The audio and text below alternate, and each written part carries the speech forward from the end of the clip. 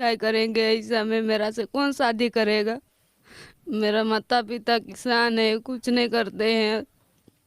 एक दिन काम नहीं करेंगे तो कैसे हम लोग खाएंगे पिएंगे। अगर हम स्कूल जाएंगे तो कौन हमको पढ़ाएगा लिखाएगा ऐसा। 25 साल का शादीशुदा सहरुद्दीन, जिसको 2 साल की एक बच्ची है, उस सहरुद्दीन ने इस 14 साल की बच्ची के साथ जो है रेप किया। अभी हम लोग सब लोग इकट्ठा किए हैं तो ये 6,000 रुपया हुआ है।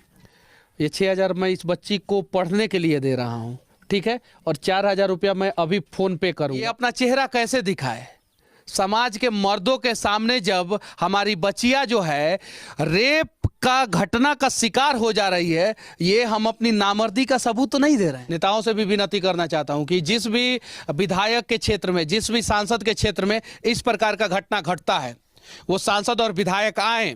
जिस भी मुखिया के क्षेत्र में इस प्रकार का घटना घटता है वो मुखिया आए। जिला परिषद के क्षेत्र में घटना घटता है वो जिला परिषद आए यहाँ पे और 1-1 महीना का अपना तनख्वाह दें।